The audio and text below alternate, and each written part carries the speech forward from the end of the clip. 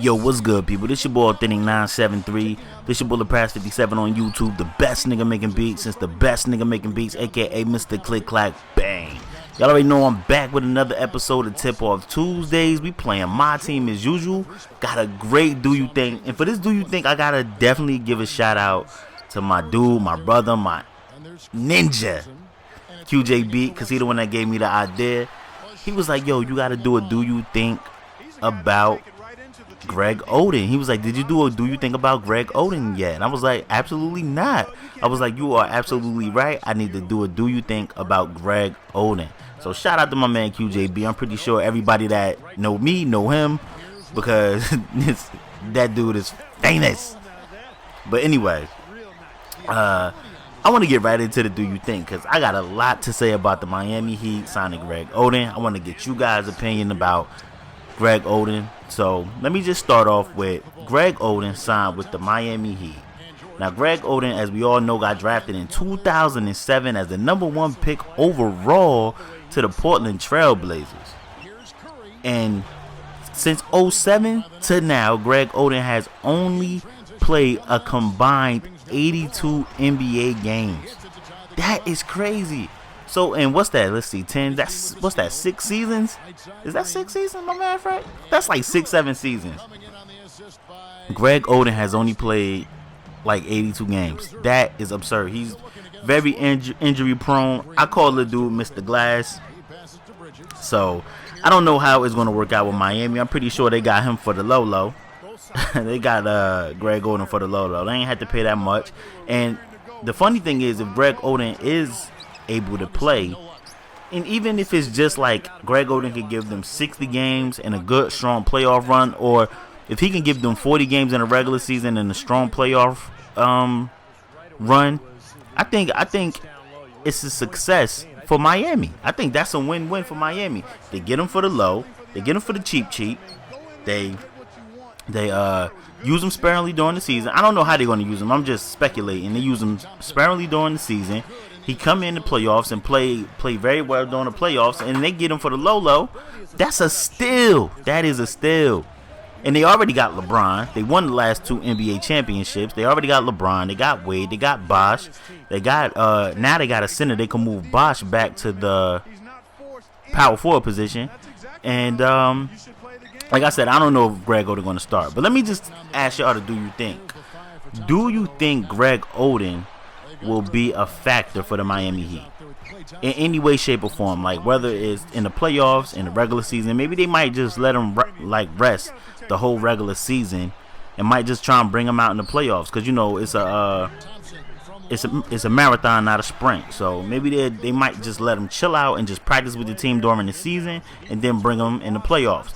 Or do you guys think that they're gonna play him during the season and the playoffs? Do you think he's gonna last? I got a whole bunch of Do You Thinks, but the Do You Think for this week is really, do you think Greg Oden will be a factor for the Miami Heat this season? I want to know you guys' thoughts. I want to know what y'all think. I ain't even getting to this gameplay yet because I still got a lot more to say about Greg Oden. Greg Oden was also considering signing with the Mavericks. I think it was the Mavericks, the Heat, and it was one other team. I can't remember the other team. But he decided to go to Miami. I think he went to Miami because less pressure, and he can get a ring. If you know what I mean. Miami have a great chance of 3-peating, and I guess Greg Oden is on his Adam Morrison shit. When Adam Morrison went to the Lakers, he got a ring, didn't really do too much. You know what I mean? But I know Greg Oden. He seems like a good kid. Look at Blake Griffin.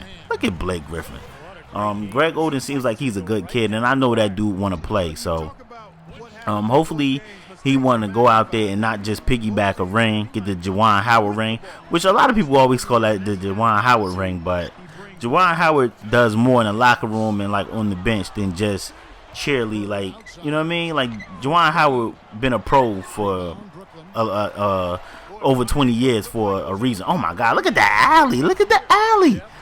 But Juwan Howard's been a pro all them years for a reason, and he's been in the league all them years for a reason, because he's like a player coach. Like, he don't play, but he's more of a coach that's a player. You feel me? Like, I think after Juwan Howard like really retire, I think he's gonna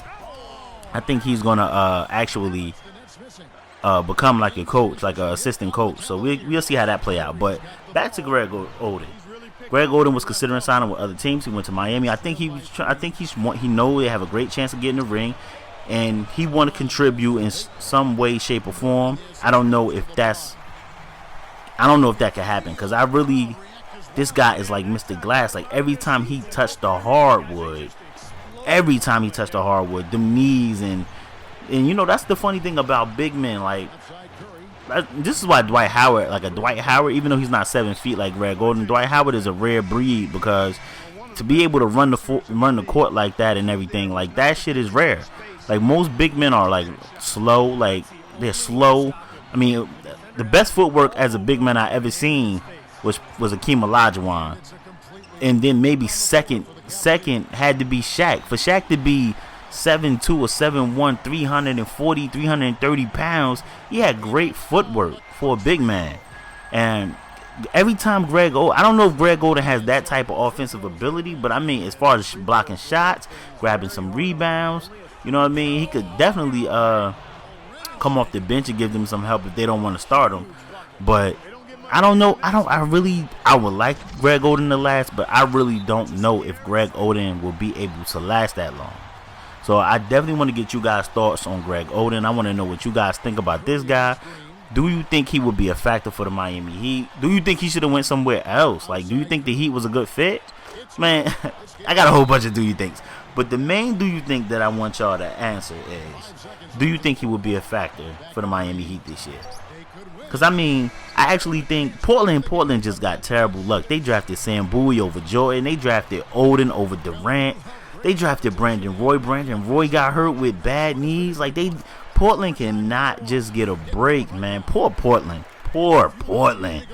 Like, they drafted Damian Lillard, who looks like he's the real deal. They drafted McCollum, who looks like he the real deal. But as y'all heard in my Do You Think About McCollum, I actually think McCollum and Lillard are the same type of player, so I don't know how that's going to work out. But poor Portland, man. They just can't get a draft right. Like, every time they had a first pick, they blow it. Or because I think Sam Bowie got hurt too. Like, he had bad knees or something as well. So they drafted Bowie over Jordan. They drafted Oden over Durant. Like, that is crazy. But that's the Do You Think for this week. Let's get into this gameplay. As you see, we in overtime. It's 20 seconds left. Dude bangs a three. That is like so frustrating. Like, one thing I want to say, like, this dude forced me to take a lot of threes because I was losing and I had to compete. You know what I mean? Bottom line, it comes down to winning. As you see, LeBron take it to the cup for the big slam. But here you go again. He got Iggy. I thought he was going to ISO. He got Ty Lawson. This dude, he was a decent player. He just took hella threes, man. But I had to take a lot of threes as well, because he forced me to take threes because I was losing. Oh, good steal by LeBron. LeBron with the outlet. That was a good steal by LeBron, though. I thought we was going to get something popping, but time ran out. But we in the second double overtime right here. We pass it to Klay Thompson. Klay Thompson with the pump fake passes it to Dwight. Dwight with the pump fake and gets the ball stripped. He outlets it to Curry. Oh, my God. This dude, Curry, all this dude was doing this side-to-side fadeaway three shit with Curry. It was annoying, man. I swear to God, it was annoying. But look at him. Look at him just going around the perimeter. He finally decided to drive it in. I thought that was a block. That should have been a block, y'all. But we get the ball back. It's 84 up. My man GP getting something started with the pick and roll with Blake. I wanted to throw the lob right there, but I seen dude in the lane, so I didn't want to get the turnover. Pass it to LeBron. LeBron to Peyton. Peyton pulls the mid-range jumper and bangs that. Let's go. We needed that right there. So we up 2 with a minute 30 left. He comes down with Iggy. Iggy taking my man Gerald Green. Gerald Green had a Gerald Green moment. I just was talking about Greg Oden. I couldn't get yourself a Gerald Green in there. But he pulls the mid-range jumper and he makes it, and then it's tied again. So time is winding down. It's about 40 seconds left. I'm up 1 because he started playing the foul game. He pulls the mid-range jumper with Larry Bird, and we all know that is money in the bank. I pass it to my man LeBron. LeBron might take it coast to coast. Let's see what he can do. He slows it up. He passes it to Gary Payton. Gary Payton with the inside pass to Gerald Green. Gerald Green gets the layup. Beautiful. 20 seconds left. He outlets it to Iggy. I was kind of scared right here, but I had Gary Payton on him. But LeBron gets the huge block. Let's go.